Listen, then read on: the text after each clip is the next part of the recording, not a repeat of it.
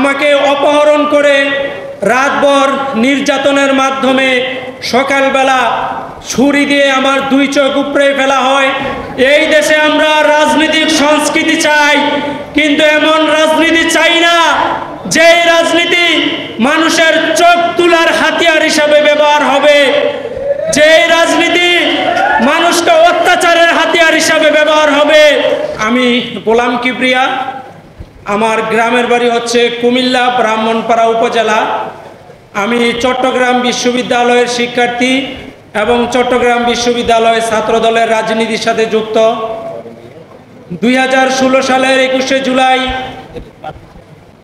আমার পরিবারকে ধ্বংস করার জন্য এবং আমার পরিবারের রাজনীতিকে ধ্বংস করার জন্য আমার পার্শ্ববর্তী প্রতিবেশী কুমিল্লা 5-এর সাবেক এমপি এম.এ. জাহের এবং ব্রাহ্মণপাড়া উপজেলার সাবেক চেয়ারম্যান এবং তৎকালীন 16 সালের কুমিল্লা দক্ষিণ জেলা ছাত্রলীগের প্রেসিডেন্ট আবু তৈয়ব অপির নেতৃত্বে 2016 সালের 21শে জুলাই আমাকে অপহরণ করে রাতভর নির্যাতনের মাধ্যমে সকালবেলা ছুরি দিয়ে আমার দুই চোখ উপড়ে ফেলা হয়। সেই দিন আমি দেখেছিলাম এই বাংলাদেশের ফ্যাসিবাদী শক্তি কি ধরনের ভয়ঙ্করভাবে তারা অবতীর্ণ হতে পারে, তারা মানুষের উপর কিভাবে ভয়ঙ্করভাবে চড়াও হয়ে ছুরি দিয়ে একজন সুস্থ মানুষের চোখ উপড়ে ফেলতে পারে। যেমন দেখেছিলাম 11 সালের 6 জুলাই ঢাকার রাজপথে ওই কুখ্যাত বিপ্লব, ওই কুখ্যাত হারুনুর রশিদের নেতৃত্বে আমাদের প্রিয় নেতা জয়নাল আবদিন ফারুকের উপরে কিভাবে আক্রমণ করা হয়েছিল। সেই দিন আমাদের হৃদয় রক্তক্ষরণ হয়েছিল। এই বাংলাদেশের জাতীয়তাবাদী শক্তির প্রত্যেকটা সদস্যের হৃদয় রক্তক্ষরণ হয়েছিল। প্রিয় বন্ধুগণ, এই দেশের আমরা তারুণ্য, আমরা তরুণ সমাজ।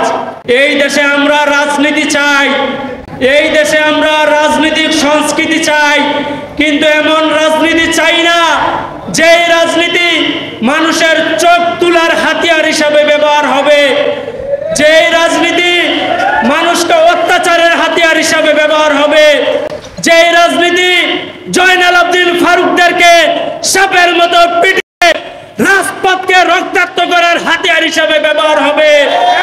আমরা চাই এমন একটি রাজনীতি বাংলাদেশে চাই। আমরা তরুণ সমাজ এমন একটি রাজনৈতিক সংস্কৃতি বাংলাদেশে চাই, যে রাজনৈতিক সংস্কৃতি শহীদ প্রেসিডেন্ট জিয়াউর রহমান চালু করে দিয়েছিলেন, যে রাজনীতি সাম্যের রাজনীতি, যে রাজনীতি মানবিক মর্যাদার রাজনীতি, যে রাজনীতি সামাজিক ন্যায় বিচারের রাজনীতি।